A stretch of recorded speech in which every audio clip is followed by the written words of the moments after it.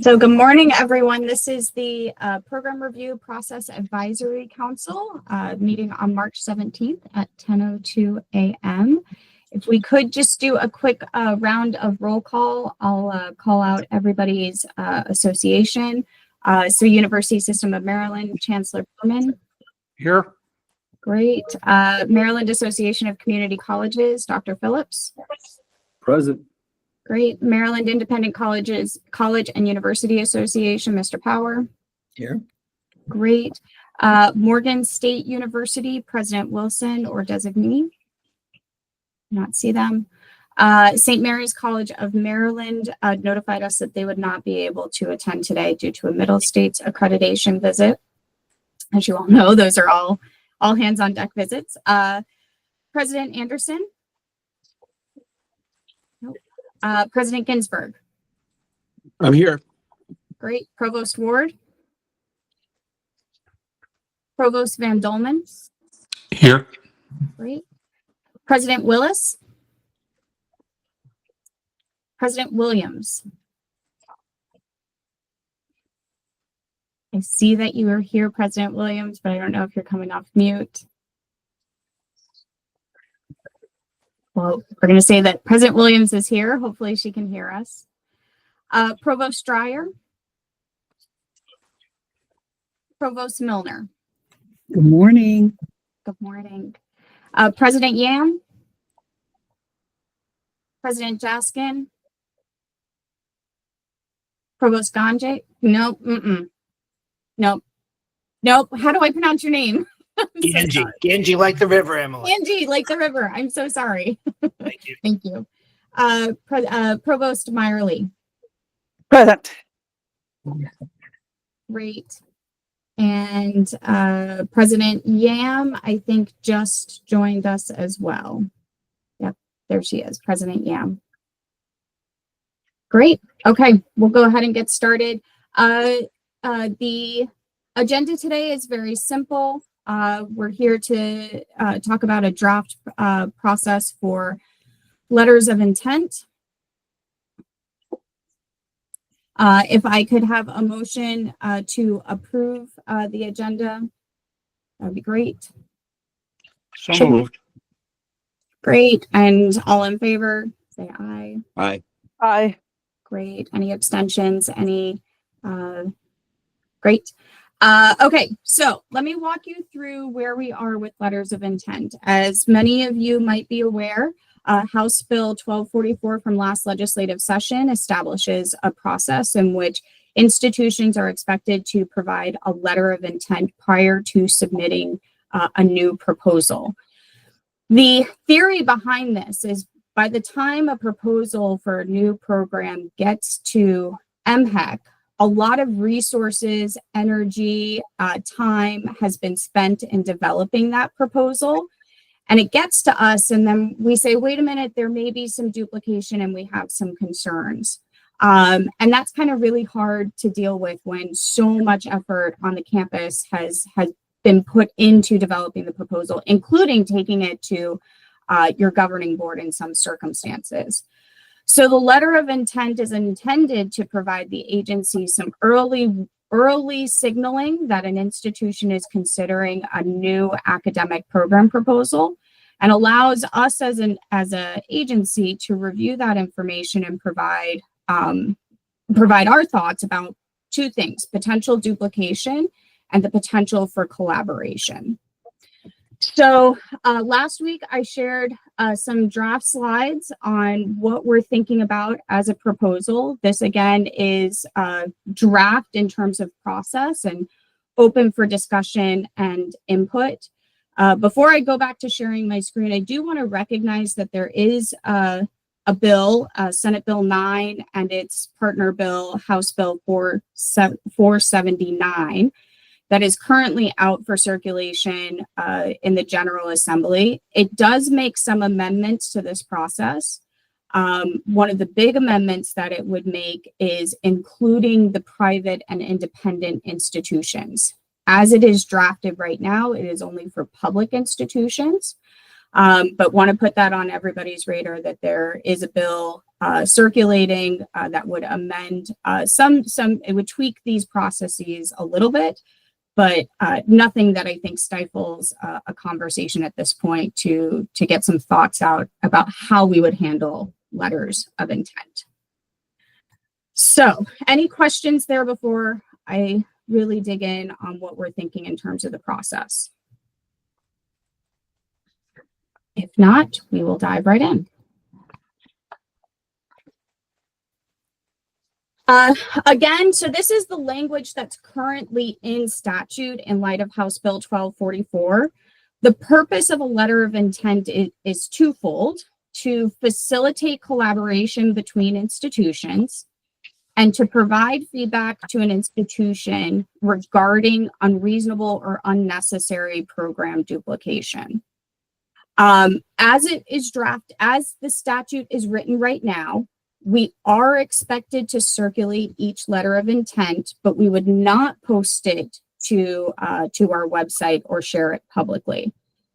Senate Bill 9, as amended right now, would actually eliminate the sharing of or circulating of a letter of intent. So that may be something that changes depending on how Senate Bill 9 makes it through the legislative session. But as of right now, the law states that we would circulate each letter of intent, but we would not post it to our website.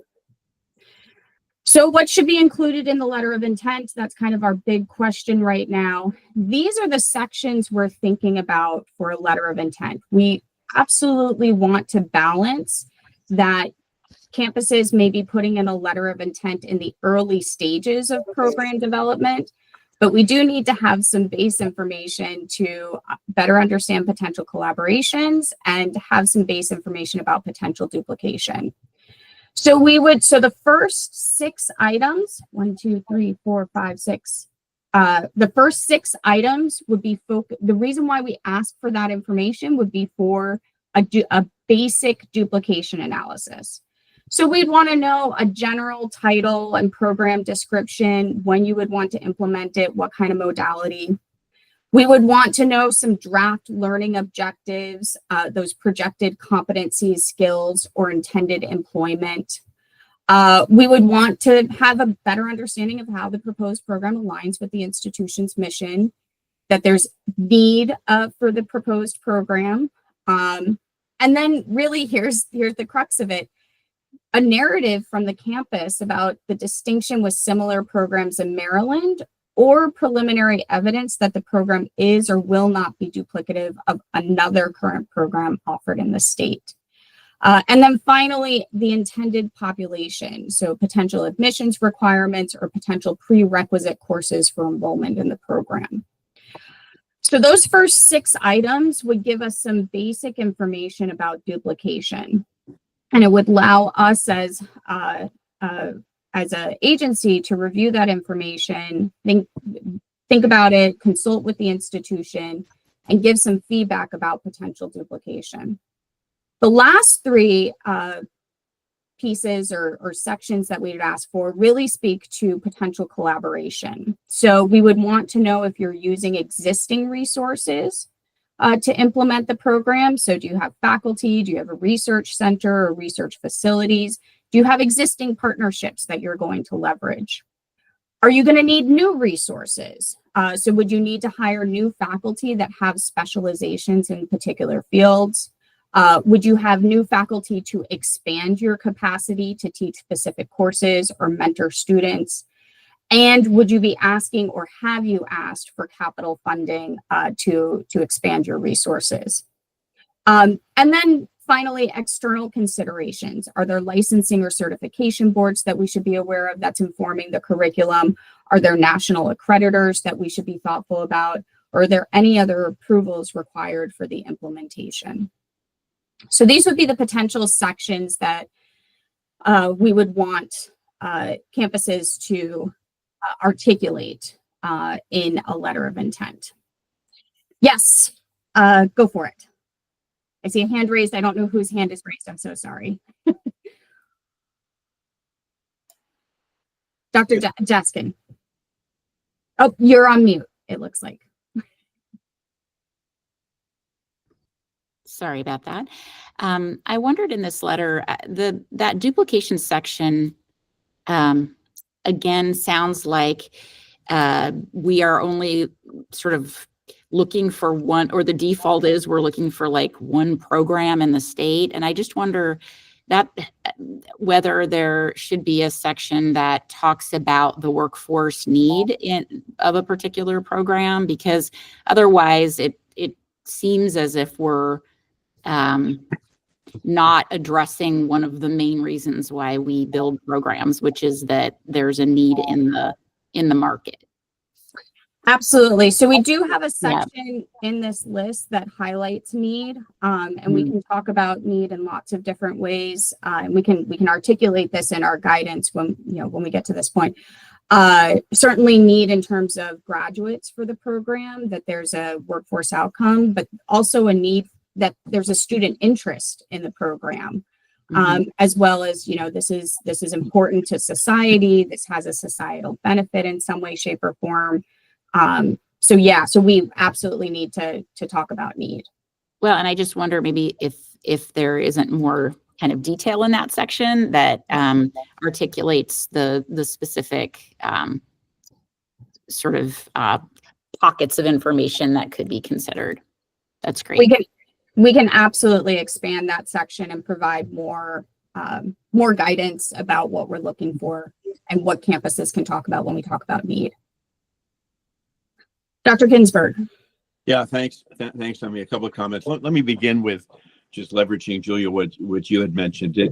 It seemed to me when I read it that it reflects a conceptual framework that duplication is bad, rather than a conceptual framework that duplication is a consideration, but the need, not only the need, but the importance of the program for the state. It seems to me to be a far more important concept than it was a bit of an alarm bell and a red flag when I read the duplication, because I think it reflects a conceptual framework that frankly many of us had problems with, that duplication is inherently a bad thing, when duplication inherently may in fact be a good thing, and in many cases is. So I want to point that out, because I do think that's an issue.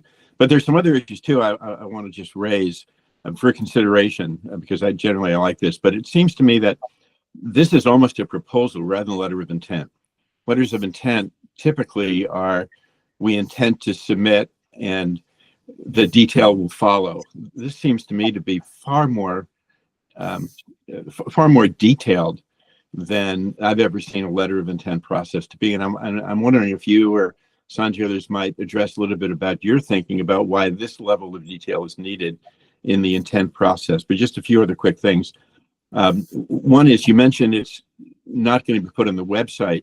So is this intended to be a confidential document? Because once it's submitted, what would be the anticipation of the universities to, it becomes very public very quickly, is what I mean to say, unless there's an indication. So I wasn't quite sure what your thought is about the privacy of this versus the public nature of it. And then the last thing I would just raise a question for you, because I'm not sure what the response is what the time frame would be for submittal of a letter, with it juxtaposed on the consideration by the council of a proposal, and the time frame between the letter of intent from proposal, and how the logistics and the timing scheduling of the various elements of a process would be. Because I think what this does is it creates a very different process, but the process then would have multiple steps, and how you perceive the sequencing and the timing of the multiple steps that would be involved in a proposal process. So thanks for the opportunity to comment. I appreciate you putting this out there. It's a good start. Great, thank you. So 3 questions. So I hear you on, it looks like a proposal. I get that, and we're trying to balance being able to do these 2 things. We need information to be able to facilitate collaboration between institutions. So we see that kind of as a resource component. And then the potential duplication, we need to have some of this information to be able to really address potential duplication. I hear you that, there are instances where duplication is not a problem, that there may be times where duplication is appropriate. And we have certainly entertained proposals where that is the case. So what I hear you saying is, framing this duplication narrative, and it really is just giving an institution an opportunity to say, we think we are different in these ways. We can add some text in there. We recognize we might be the same, but the same isn't bad for these reasons. And giving the institution an opportunity to articulate that. So that explains a little bit why there are these sections. Is we still have to fulfill these two parts of why we're doing letters of intent, and we need to have this information to be able to do that. Your second question on confidentiality, we absolutely have heard concerns from campuses, and this came up in the work group that informed House Bill 1244 around the potential openness of a letter of intent, that suddenly, wow, this school is going to be implementing a new program. What does that mean for our programs? Do we also need to implement that program? There's going to have to be a balance there around confidentiality.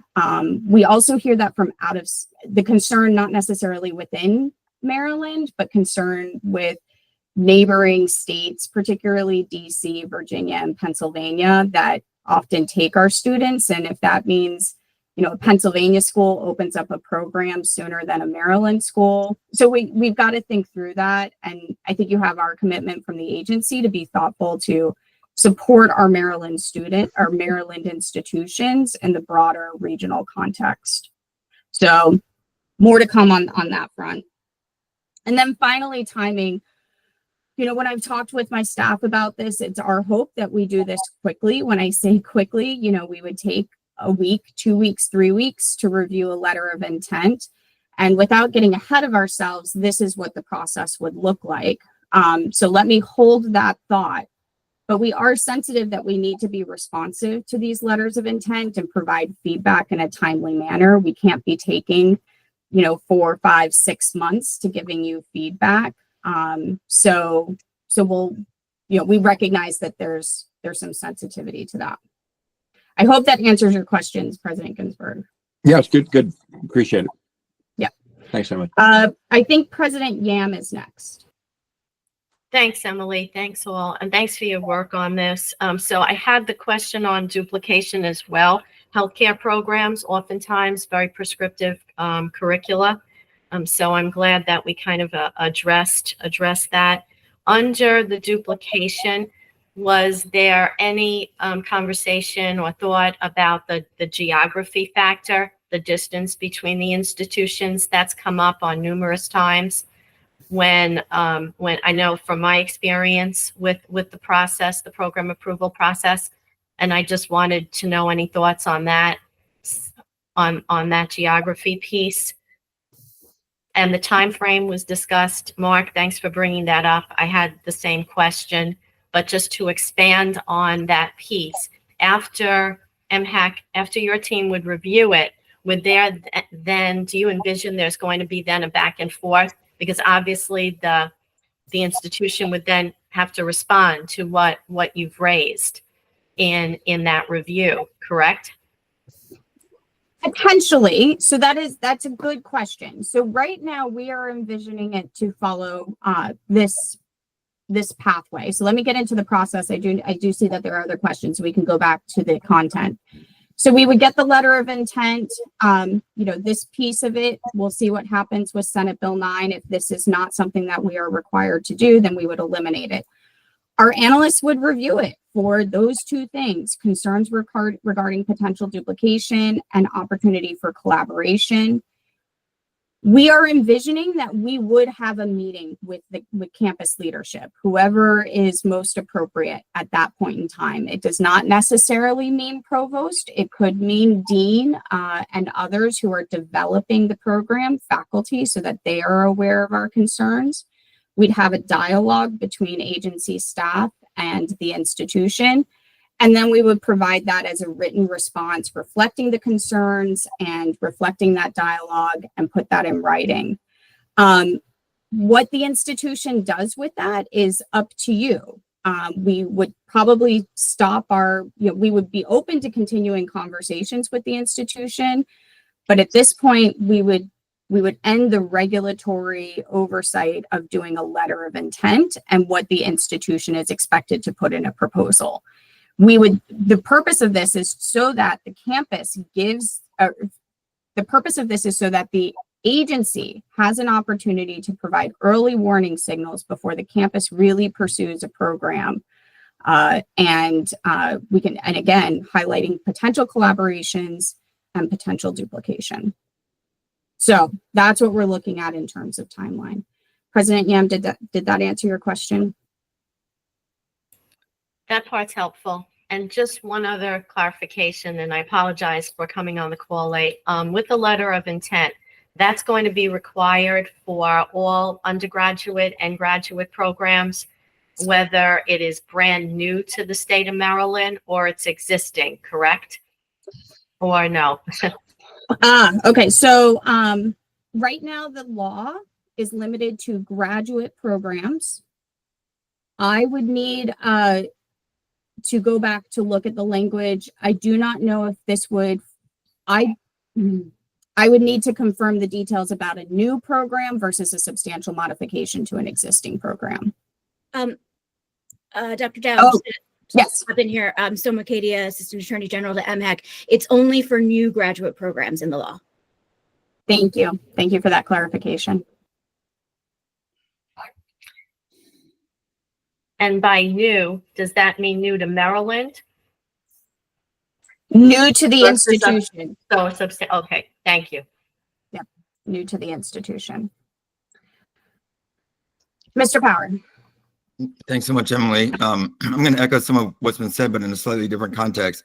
If I go back to the work group from last year, the letter of intent really came out of the discussion of how much effort the institutions put into developing a program, and then they put in all this time, effort, work, money, and then get held up at the last minute, right? So I think what the intention was to sort of have a streamlined, I think you would even call it an early warning system, so that all that effort doesn't happen. But I think the way it was discussed really was sort of like a one-page letter to MHEC. We're thinking of developing this that would sort of go in a catalog and a file for each of you, or for MHEC. And then if someone later on puts in a letter of intent that is obviously like problematically duplicative, then you would sort of raise the flag and get the parties to meet.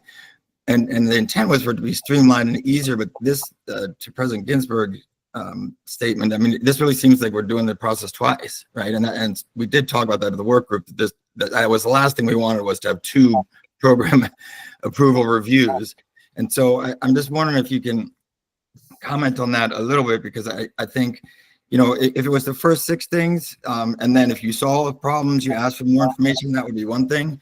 But for it to be sort of, this is not far from a relatively all the components that are in the process to begin with. So can you comment on how we could streamline it and make it more along the lines of what the work group had discussed? Sure. I think we recognize that we would expect a letter of intent when it's early on in development. So some of these things may only be 2, 3, 4 sentences. And we don't necessarily need, paragraphs explaining how a program is aligned with an institution's mission. But we do want to have a general sense, is this within the institution's design, how the institution sees itself. The draft program details, those are, base learning objectives. What are you thinking students would get out of this program? What would be those competency skills, intended employment? Again, handful of sentences, just giving us the 5-minute pitch of what this program looks like. So we do not see this at all being nearly the extent of a full proposal, but some insight into it's, to say, okay, we're going to start a new program in graphic design at the master's level. We kind of need to know, okay, what do you mean by graphic design in this context? What kind of jobs are students going to get? So we It is a balance, and we do not expect a full proposal, but we expect some insight into this information as faculty talk about it so that we know what you all are thinking. Thanks, Emily. And just one small follow-up. When you have that second slide up, do you mean that for every program? Because I felt like what had always been discussed was if that doesn't seem like a problem, you'd sort of send a letter saying, okay, we got your letter of intent, thanks. But there wouldn't be this. Can you go to your next slide? Sorry. Yep. There would not be this for every single letter of intent submitted where you're meeting with every institution on every potential program, right? This would only be if you saw a huge red flag. Is that correct? It's a good question. I see your concern. It's a draft process. If institutions are comfortable with us not necessarily meeting with you all, if we're like, great, this seems like this is a no-brainer, then we can certainly eliminate this piece to it. I would want the agency to commit to this last box of written response so that you all have something on file as to what we looked at, what our thoughts are, and what we're thinking. But I hear you. We could. Right. The default could be, thank you, we received it. And the other could be, okay, we'll get back to you within 4 weeks if there's a problem. You know what I mean? Sort of 2 years. Okay. Thank you very much. Yep. That's helpful feedback. We can certainly revise. Thank you. Provost Van Dolman. Thank you, Emily. And I think think you already answered some of my questions. I also had questions and concerns about the scope and of the letter of intent, and that it really felt more like a full proposal. But if it's clear in the guidelines that you're asking for a few sentences, that it's briefed, it's an initial read, I think that would be very, very helpful. I think it's really important that we don't make this cumbersome on faculty and institutions to put together. I appreciate sort of like an early indication of what a program could look like. I think particularly around resources, it often is difficult to know early on what the resources that are going to be needed to implement a proposal. I really appreciate the suggestion of not meeting with all programs. I think for us to be lean is going to be really important. Also to stay competitive nationwide as we develop our graduate portfolios in Maryland. So thank you. Thank you. Helpful feedback. Yeah, we can certainly make sure that the guidance is clear that, yeah, this is a rough draft. This is, what are you thinking? And again, just opens up a dialogue between the institution and the agency before, really diving into what a program might look like. I see Secretary Rye's hand and Chancellor Herman. Let Chancellor go first. Chancellor, please go ahead. Thanks, Sanjay, and thank you all. Happily for me, I guess what I'm hearing from all my colleagues, all of you, is a call for simplicity. Last year when we had all the back and forth around 1244, I remember using the word collaboration all the time. Maybe the more appropriate word, particularly in these times, is collegiality. And I know you've made an effort, Dr. Rye, Dr. Dow, but this seems awfully complex to me, awfully of the stuff of regulatory in a time when we need collegiality. Forgive me all for being so simplistic, but what is so hard about us talking to each other and engaging before the fact, before it comes to a respected third party? Why can't we get there? Thank you. So thank you, Jay. Thank you, everyone. Excellent suggestions. And Dr. Dow and her team and all of us will take it seriously. We'll try to simplify it. Challenge is how much information is enough, how much is necessary, how much is sufficient, right? The idea here is exactly collaboration, collegiality. If we find out that one institution is thinking of a program and we are aware of 5 others that may have similar or same programs, bringing them together. So from inception itself, programs can be developed to avoid duplication, if possible, right? Where we have to avoid. At the same time, sometimes, as Mark just said, all duplications are not bad, right? Some duplications are good, but all duplications are not good either, right? Because if we have exactly same programs at 2 institutions that are 5 miles apart, all the state resources and all in these difficult times, what does it mean, right? We need to think about that. So all your institutions have your own curriculum process, and I've been looking at each one of them very, very closely. There are lots of opportunities there to bring some of these aspects within your own curriculum process, and I'll encourage you to do that. In many of your institutions, there is a letter of intent type of process that you go in terms of a group of committee and try to sell the idea, right? And then, that group gives you feedback. Sometimes it stops there. Sometimes, okay, you can go ahead, but please think about these things. So we can take some of your own examples and come to this letter of intent process. And the idea is to make it simple, not make it more complicated. And we will go back and work on this and come back with a simplified process that creates collegiality and collaboration. Let me also share a very, very positive news on collegiality and collaboration. And I think it's a very, very good start. 2 institutions proposed, University of Maryland, Baltimore proposed a program in Doctor of Social Work that was, duplicative, at least considered duplicative at Morgan State University. I am so thankful to the leadership, faculty, staff of both the institutions. They collaborated and they found a way to offer both programs that are acceptable to both institutions. So I think that's very, very good. That's a good model, and we need to, and these kinds of letter of intent process can bring those collaborations in the beginning.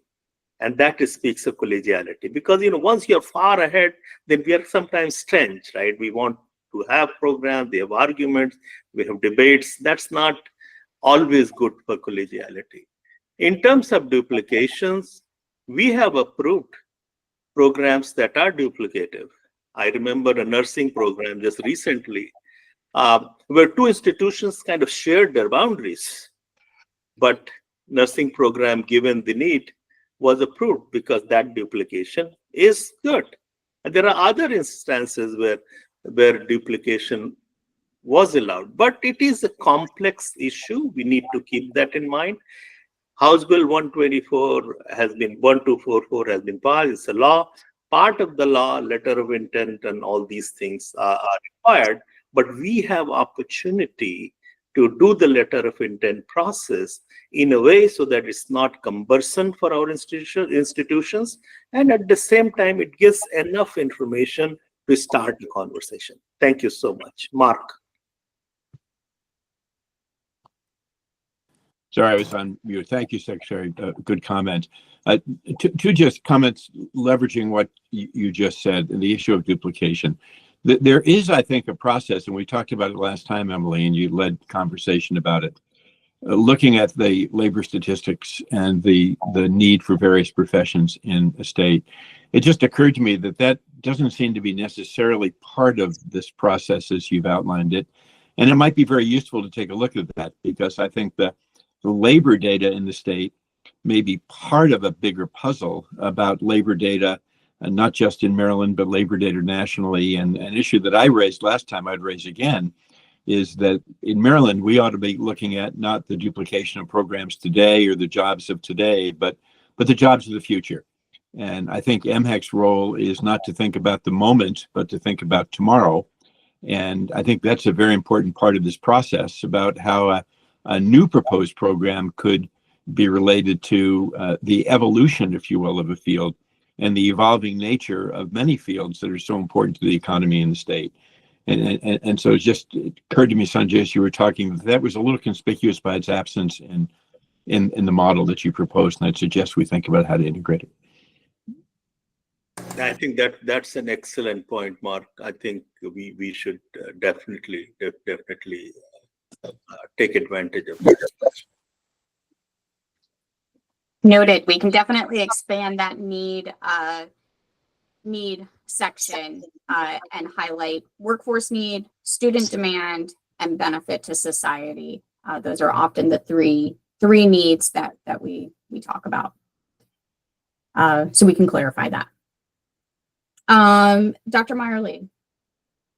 I just wanted to build on both Jay's and Mark's comments a little bit. I completely agree with what you're saying, Jay. That's exactly what we do already. Reach out in advance before when, anyone we think there might possibly be concerns, and try to have those conversations. And I agree with you. We should be encouraging direct conversation, not discouraging. And also, to Mark's point about the future, I think I want to underline what other folks said about overall time. We already have a much more regulatory process than most states, and we are competing with other states. We're a very small state, and it's been pointed out, we're competing with states all around us, and across the country for that matter. And I think we're adding, another layer, and we really do, as we think about evolving to the future in the way Mark's talking about, and wanting to sort of skate to where the puck is going, we don't want to be known as the state that's 8 months behind everybody else because of the amount of our regulatory processes. So, and frankly, I think we already have that reputation a little bit. And if we're not careful, I just don't see innovation kind of in here as a value. I mean, I'm all for collaboration. I'm all for efficiency. But efficiency in terms of not putting state resources into things that are unnecessary. But also, there is another risk of stifling innovation if this time frame becomes even more elongated. So I'm just very interested in the overall time frames. Yeah, we hear you. We note that we do not want to be the agency that is holding you up. When we did a review a few years back, it does seem like Maryland is actually one of the when it gets to Maryland, when it gets to MHEC, we only have 60 days. There are some states that are 3-6-month processes when it gets to the regulatory agency. And we've been really working hard to make sure we stay within those 60 days when appropriate. And we certainly do not want to add on additional time with this letter of intent. So you have at least my professional commitment that right now I want to recognize I have Dr. Silva on the line. She is our Associate Director for Program Review. It would be her team that would be reviewing these. And we've been talking through what is a realistic time for an analyst to take a look at this. So you have our commitment that we will work to get you feedback as quickly as possible within the staffing structures that we have. The other element is, we haven't talked about this, but it is a twice a year letter of intent process. It's every 6 months. So right now we're thinking of a spring and a fall submission, but there's no reason why we couldn't do that more frequently once we kind of get the process up and going. Let's start with every 6 months. But that may be a consideration that you all want to be aware of, that we would do this review on a twice a year. But I'm open to other again, let's get it up and going. Let's see how quickly we can get through the first round and make adjustments as appropriate. Secretary Wright, your hand was raised and then it went down. Because you answered the question. So let's see from Mark. Yeah, Emily, just to comment on what you said, I wonder if it would be a useful thing to think about, and I think it's probably embedded in the capacity that you have at MHEC, but that the letter of intent actually be on a rolling basis, not a defined basis, and then perhaps the proposals be on a defined basis, so that if we are to be nimble, to make the comments that were made earlier, if we are to be inventive without being restrictive in terms of how to or when to be inventive, that maybe a rolling admissions kind of model makes more sense for this part of the process, at least something to consider. Yeah, flipping it that, letters of intent come in when they need to, but proposals are a little bit more, every quarter. We do see highs and lows. Maybe. Yeah, I don't know. I haven't really thought it through, but it just occurred to me that nimbleness is going to be the name of the game in the new economy. And if we create these artificial limits of we can only do things every 6 months, and Virginia and Delaware and Pennsylvania and New Jersey are doing things more quickly, I think the budget deficit we have now is just going to continue to amplify. So we have a responsibility, right? We have a responsibility for the new economy in Maryland. And that's why I think MHEC, this process, but MHEC too, looking creatively at duplication, looking creatively at inventiveness, looking forward, not backward, is going to be really, really essential for the future of our state. Noted. I'm worried I misspoke. I see Miss Katia, our AG. Oh, no, Raised not at her all. hand. I just wanted to note that the 6-month timeline is from the law. The commission shall require each institution to submit a letter of intent every 6 months. So it could require a legislative change. However, I don't think that limits institutions to submitting a letter of intent only every 6 months. So it could be worked around that way. Thank you. Provost Ganji has a comment, please. Sure. Yes. So just to clarify, there's no minimum time between the letter of intent and the actual submission, correct? Correct. So I think the way that we were viewing this 6-month, just update, right, is keeping the state up to date on our general plans, right? But we would submit on a regular basis. And going to Mark's comment on being nimble, I would hate to see any constraints, right? On submission. I think I'd rather see the constraints every 6 months on the letters of intent. I'd just like to also voice simplicity, right? And keeping this very minimal in terms of its amount of work. We are under assault, right? That, right? And we are going to have to be creative and innovative. Anything that you can do to help us with that be greatly appreciated. Absolutely. Noted. Miss Katia. I did want to note that the law does say that the programs shall be proposed within the 6-month to 2-year time period following submission of the letter of intent. So there is actually a theoretical time limit, but it's a pretty wide band of time. 2 years. 2 years. Yeah. We are expected to do regulations on this front. I don't want to do regulations for this process until we know the process. I want to get us through either 1 round or 2 rounds of letters of intent. We tweak the process. We refine what we want in a letter of intent. So I do want to just put that on your radar that there is a shall that MHEC shall adopt regulations for letters of intent. But right now, let's get through a couple of reviews and then we'll think about regulations. President Ginsburg. Did you have another?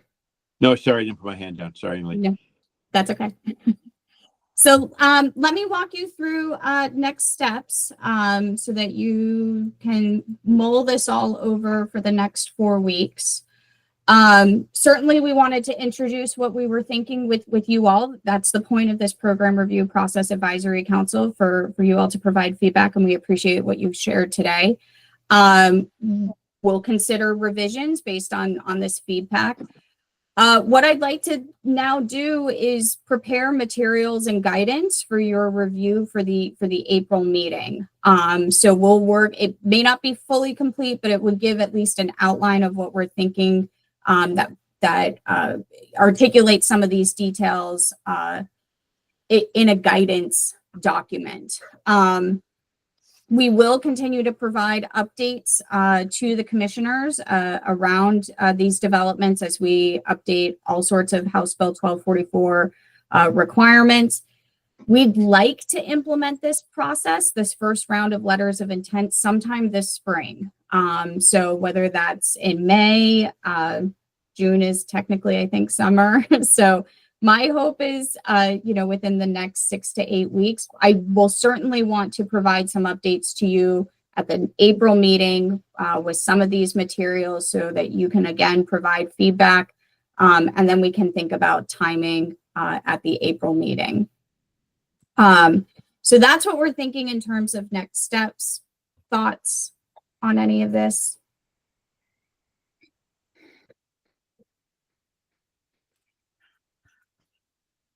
Okay, I think we've been fairly efficient with our time. So part of your role as a member of this council is to not only take this back to your campus, but take it back to your colleagues at other campuses. We know that there are a ton of affinity groups. You meet collectively in your role with other folks in your area. Please talk amongst yourselves. This is all public information. We welcome feedback between now and the April meeting. The sooner the better. But again, we will start preparing materials based on the feedback you provided today. We'll bring back those materials to you all for more thoughts and edits at the April meeting. And we'll go from there in terms of releasing the first round of letters of intent and the request for letters of intent. I'll stop there. I see Secretary Rye and Mr. Power. Let Matt go first. Matt, go ahead. Thanks, Mr. Secretary. Just one last thought that we didn't talk about a ton. There's no question that the law encourages MEC to seek collaboration.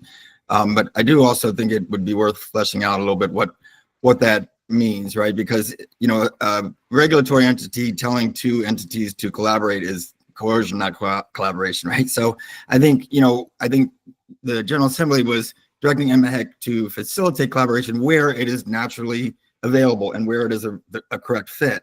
But it doesn't mean that every program should have collaboration as a part of it. And if, as a percentage of programs across the state, it's great when it happens, but it's a very small percentage. I think there needs to be some acknowledgement that there are tons of opportunities where there just isn't an opportunity to collaborate, and forced collaboration is not collaboration. Thank you. Noted. No, Secretary Rye. yes, no, thank you. Thank you for all your comments, all your suggestions that are very helpful as we chart out the next steps. Since the law requires a letter of intent, we need to have a letter of intent process, but how we do it is up to us.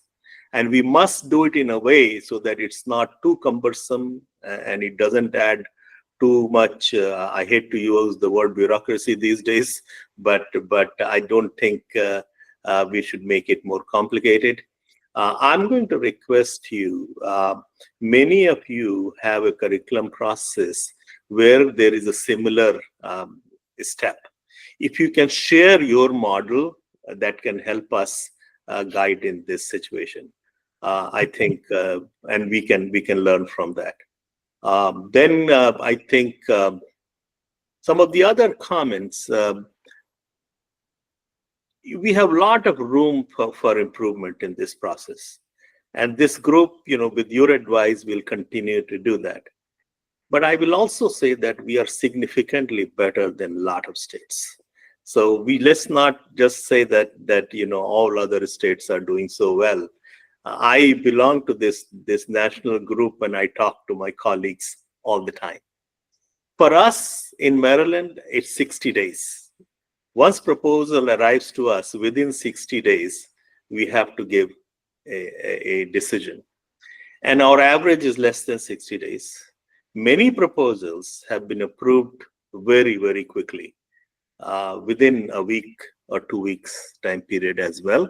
And since I came into this role, maybe Emily can correct me, I think it's over 200 or so, 250 or so proposals have been approved.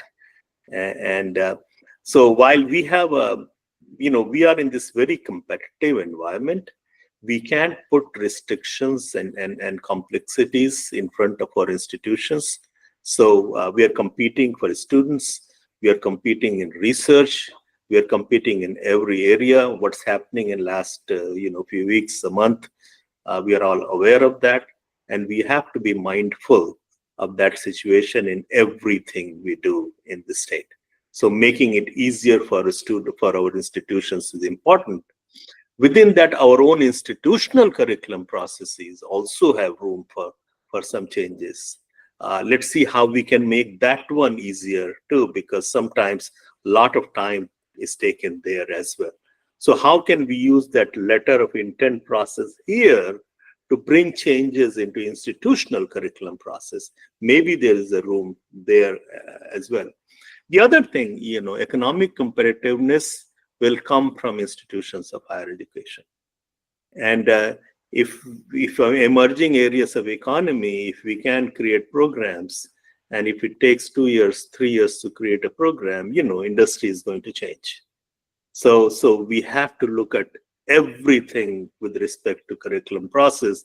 So we are preparing us students for future jobs, not jobs of the past. So with that, I'm also going to encourage one thing. New graduate programs is one way, certainly a necessary way to make our state competitive. But we also need to look at all our existing academic programs. If they are not, I guess, aligned with the economy, then I think large number for students who are in those programs, they're missing an opportunity. So last year, we changed the program modification process. You can change 50% of your program without coming to Maryland Higher Education Commission. That's remarkable. That gives our institutions a lot of leverage.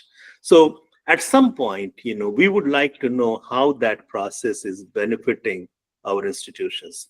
How many of our programs at our institutions have taken advantage? AI is emerging, other data science is emerging. How can we have every student who graduates out of our universities understands the basic AI, and also how AI is changing their own majors? Whatever their majors are, everything is impacted. So that will be, I think, an important part. The last one I'm going to encourage, given the financial sustainability and everything, program prioritization. All the programs that we have, MHAC gives a list every year. I received it as provost, how many students are graduating in each program. I think, Emily, you can correct me, less than 5 graduates every couple of years gets on the list. So let's give some attention to that as well. We can't just look at this only at one end, new graduate programs. So much of our energy and conversations are focused in the state on new graduate programs, which is rightful. We have to do that. But let's look at all these other things: program prioritization, program alignment with current realities of the market and our community, right? So those things can also be very, very helpful. I encourage you to look at those aspects, and we assure you this letter of intent process will not be complicated. We want to learn from your own processes, and we'll come up with something that's acceptable to all of you. Thank you so much. Great. Thank you, Secretary Rai. Dr. Meyerly, I think you might be our final commenter. Well, I really just have 2 questions, and I appreciate your comments, Secretary Rai, and we absolutely here are doing all of those things in terms of agility of our own systems and program prioritization. But 2 questions. One is, with the every 6 months, and this is coming back to what Jay said about no limit on the minimum. Am I understanding correctly that if a new idea was to come up from the faculty a week after you had turned in your every 6-month letter of intent, you could not propose that for another 6 months until the next letter of intent time? Am I understanding that correctly? We'd have to work through that. I think that's our next step. We'll come to you with some timeline and understanding of what that looks like, so that we can be flexible. So I hear you. I hear the challenge. I'm just trying to understand. Yeah. And And my other question, and it really is a question, is do you know how many states have state regulatory agencies of this type? I will say my last two did not. Quite a few. Quite a few. It depends because there's differences between public institutions, private institutions. Maryland may be unique that we do this process for everybody. Some states, it's just within the system, and the system has statutory and regulatory expectations. So it varies, but many other states do have it. But there are differences and distinctions of who's expected to go through the process and who they're going through. I think we have a comparison chart somewhere from years ago. When I came into this role, trust me, Ellen, I spoke to pretty much all of my counterparts. Their problems may look different, but all of them have some aspects of this. And these things are not here. They may be in some other agency, some other system. We are not in a unique position. But I tell you, we are getting better. We are better than a lot of states. We have a lot of room for improvement. And let's do how we can use this process not to create more barriers, but see how we can use this to solve our problems, remove barriers. So Dr. Dow and her team will work. And this every 6 months, how we can do it. I think I really like Mark Ginsburg's idea that this should be, on a continuous basis.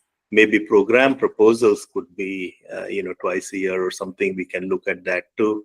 Those are all wonderful suggestions, great suggestions. Thank you so much. Great. With that, we will close out. Is there any other business for the good of the group? Otherwise, we will meet again in April, and we will work to have materials out. Ideally a week before the meeting so that you have some time to review it. But please do think about this. And if you have suggestions between now and our April meeting, do not hesitate to reach out to me. I welcome all suggestions and we'll work to incorporate them. Thanks, Emily. Great. Thank you, everyone. Appreciate your time. Bye-bye. Bye-bye.